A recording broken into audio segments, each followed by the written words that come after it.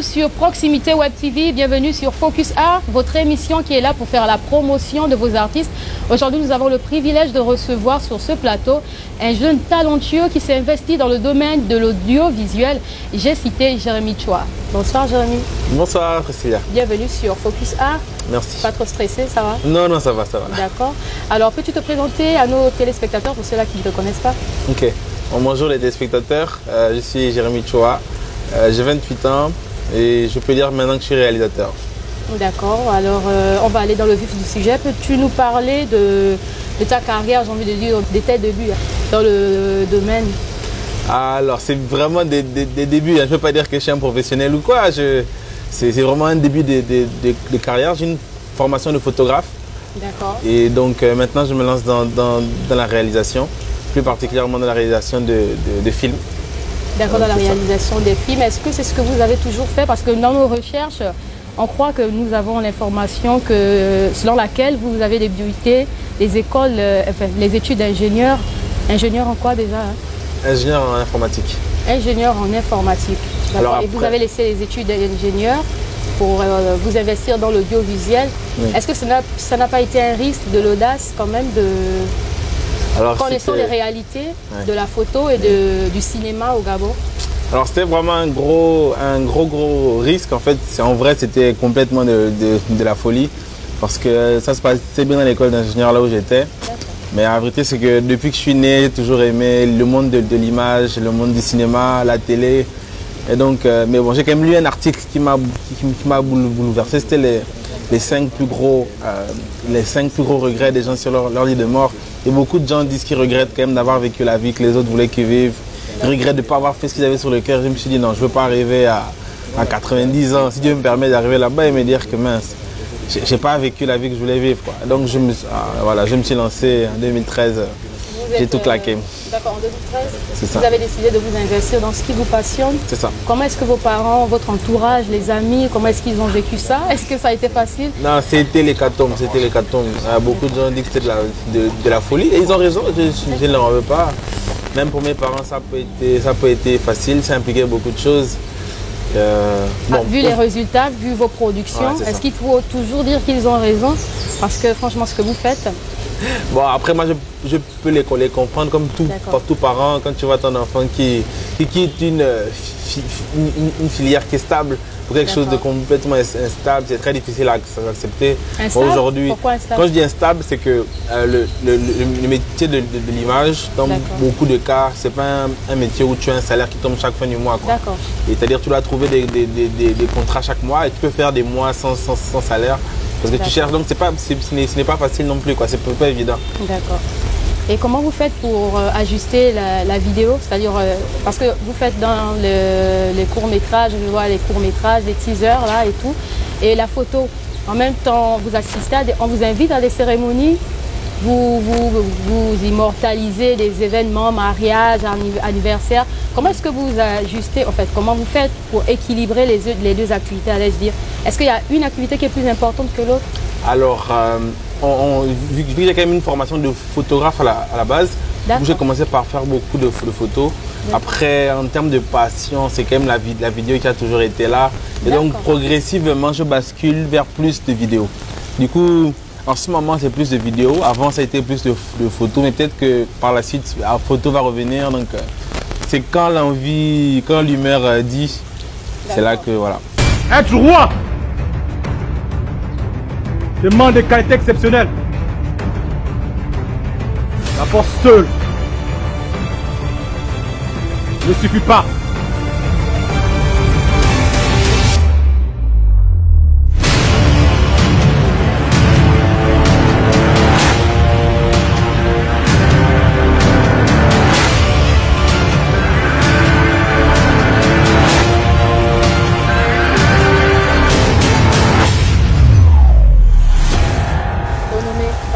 Dites-nous un peu plus, on a vu votre teaser. Ah là, je vous vois, vous êtes un peu excité, c'est comme si même vous-même, vous avez tellement à dire par rapport à ce sujet. J'ai envie de dire, je suis d'où vient d'abord même déjà l'inspiration? L'inspiration? Qu'est-ce que ça signifie? J'aime, Onome alors en mienais, ça signifie l'homme. L'homme. Et donc le but c'était de faire un film de super-héros, un film de super-héros gabonais. avec des Gabonais, fait par des Gabonais, dans un milieu gabonais. Et donc le but c'était aussi de faire un truc fun avec de l'action où les gens vont pouvoir reconnaître un peu les endroits, Libreville. On a l'habitude de voir des films américains, des films hollywoodiens.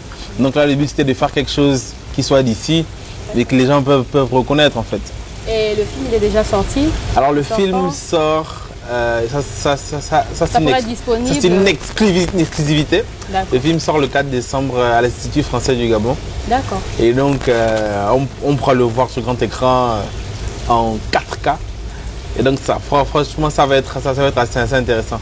Ben, vu ce que vous faites, franchement, on croit que ce sera vraiment intéressant. Parlez-nous aussi de, on a vu votre court-métrage sur Opération Guendé. Est-ce que vous pensez que c'est ce qui vous a le plus révélé au public? Parce que franchement, c'est vrai, vous faites dans la photo et tout, mais beaucoup, quand on passe dans les rues de Libreville, on vous connaît un peu plus par cette production-là. Est-ce que vous pensez que c'est ce qui vous a le plus révélé alors, bon, oui, je pense. Après, j'ai vu qu'il y a beaucoup de gens qui regardaient aussi les vidéos de mariage postées, que l'on postait justement sur la page de Choix Production. J'ai vu qu'il y a, en tout cas, j'ai vu qu'il y a beaucoup de gens qui sont fans des vidéos de mariage. Énormément. Je ne sais pas pourquoi, mais en tout cas, les gens aiment ça, ils aiment l'émotion qui dégage. Ben ouais, c'est tellement bien fait, il y a du style.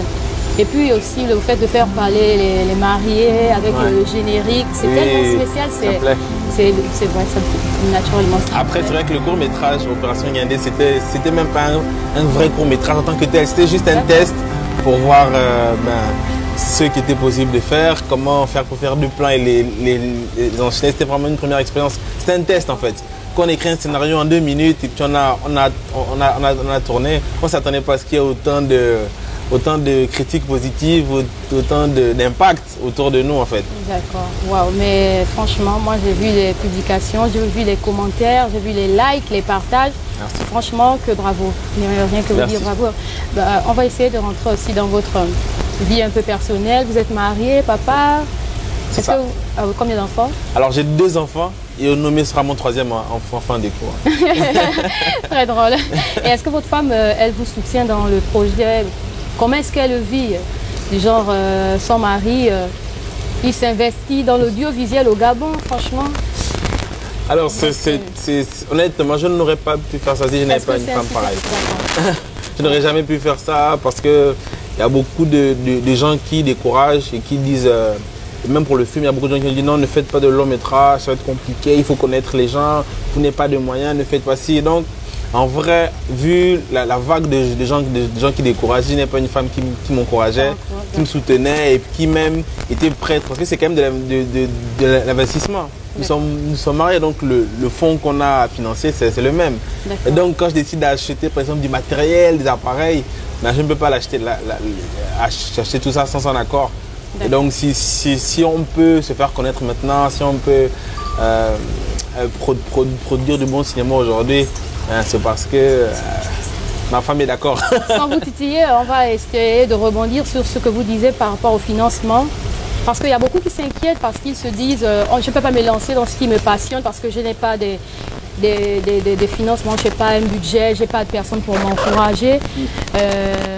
Moi, quand j'ai fait des recherches sur vous, personnellement, j'ai vu des stratégies dans votre manière d'investir. C'est-à-dire que vous n'avez pas peut-être attendu de l'État ou du gouvernement. Comment est-ce que vous avez fait pour financer par exemple vos courts-métrages, vos vidéos? Comment est-ce que vous avez fait? Peut-être ces stratégies-là vont aider les plus petits, en fait, j'ai envie de dire. Non, je vois très bien.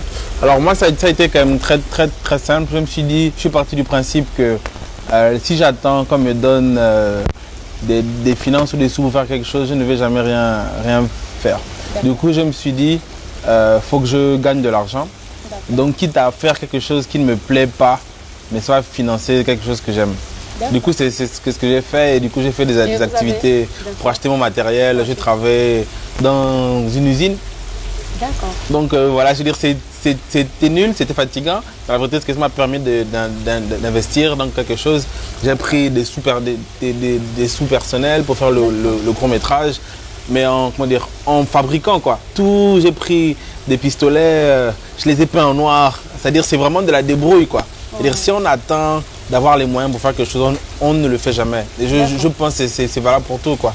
Même pour le film, dire on l'a fait avec rien. Si vous saviez quel budget on a dépensé, c'est-à-dire on a fait avec rien, on a triché, on a peint, on a attaché des fonds. C'est-à-dire le but c'est de faire quelque chose, mais de rien attendre.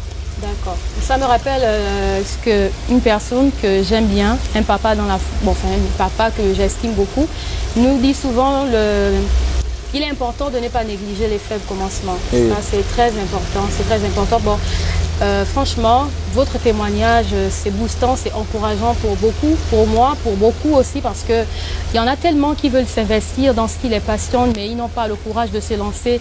Il y a les parents qui n'encouragent pas, il y a les amis qui n'encouragent pas, il y en a qui regardent, qui attendent forcément, j'attends que le gouvernement investisse, ils n'ont pas que ça à faire. Tu vois, donc si tu ne te bouges pas, franchement, tu ne vas jamais réaliser tes rêves. Bon, on va aussi essayer de s'attarder un peu sur les petits soucis de santé que vous avez eus. On a vu sur votre page Facebook comme ça que vous parliez de vos problèmes de yeux que vous aviez. Ça vous a même coûté une intervention chirurgicale. Ouais. Peut-être nous en dire un peu plus. Est-ce que ce n'est pas un risque par rapport au métier que vous faites? Parce que ça demande quand même des yeux. Oui, bon, c'est vraiment délicat parce que j'ai découvert ça. J'étais en train de me lancer dans l'image. D'accord. Bon, il faut dire aussi que je suis chrétien. Et donc, c'est vraiment aussi parce que Dieu m'a indiqué le chemin du monde audiovisuel que je suis parti. Donc, c'était quand même un coup dur de l'apprendre. C'est une maladie dégénérative qui fait que je perds des points de vie au fil des années. Moi, ça m'a coûté 2 interventions qui doivent, entre guillemets, stabiliser la descente. Pour que ça ne descende pas comme ça, mais ça descende beaucoup plus lentement. Wow. Et donc, techniquement, ça s'est bien passé. Je dois faire quand même un check-up tous les 6 mois pour vérifier que tout va bien. Mais bon, après, je me suis dit, voilà, je me dis justement, étant donné que j'ai encore mes yeux, je vais tout donner. Je ne sais pas combien de temps ça va durer, mais en tout cas, je vais tout donner. Vous disiez tout à l'heure que c'est Dieu qui vous a orienté vers ça. Moi, je crois qu'il pourvoira. Ah, c'est ça. Voilà, il pourvoira.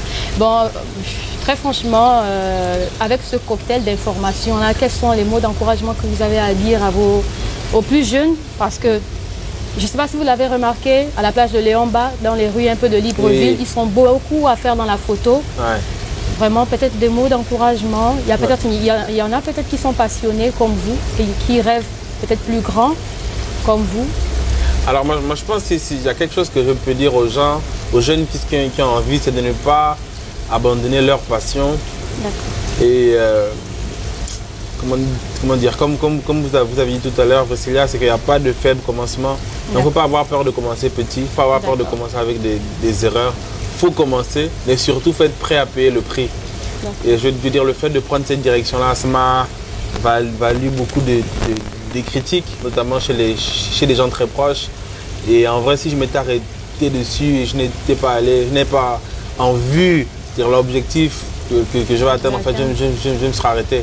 Et pire, pour acheter du matériel, si j'attends que quelqu'un me l'achète, en vrai, j'ai dû faire du travail que je n'aime pas pour pouvoir faire ce que j'aime, quoi. Ouais. Donc, je veux dire, il faut se donner les moyens. Il y a quelqu'un qui disait en anglais, no pain, no gain. C'est-à-dire, il n'y a pas de victoire sans sacrifice. Et je pense que, même là, pour le film, je veux dire, ça a coûté, quoi. Et donc, on ne peut pas avoir des résultats sans que ça nous coûte. Normalement. Donc, on est obligé de se mettre à fond. Alors, pour revenir à ce qu'on disait par rapport à vos vidéos, vous immortalisez les grands événements, les événements aussi privés. Par contre, si un téléspectateur voudrait bien avoir Jérémy Tchoua dans son anniversaire ou les mariages, est-ce que d'abord déjà c'est possible? Oui, c'est encore possible. Ah, mais vu vos productions, peut-être qu'il y en a qui se disent... pour longtemps. Ah, d'accord, mais il y en a qui peuvent se dire que lui n'a que les grands marchés. Est-ce que c'est pour tout le monde? Non, on a quand même tous les tarifs. Après, nous sommes une grosse équipe aussi, donc même si ce n'est pas moi en particulier, c'est quelqu'un de l'équipe. Au cas où un téléspectateur serait intéressé, quel est le numéro à contacter? Alors, c'est le 07 53 32 79. 07 53 32 79. C'est ça. Merci Jérémy d'avoir accepté de répondre à notre questionnaire. Merci surtout pour ta disponibilité. Merci à vous, chers téléspectateurs. C'est sur ces bons conseils-là que prenne fin notre émission. Quant à moi, je vous dis, retrouvez-moi jeudi prochain pour un autre épisode de votre émission sur Proximité Web TV. À très bientôt.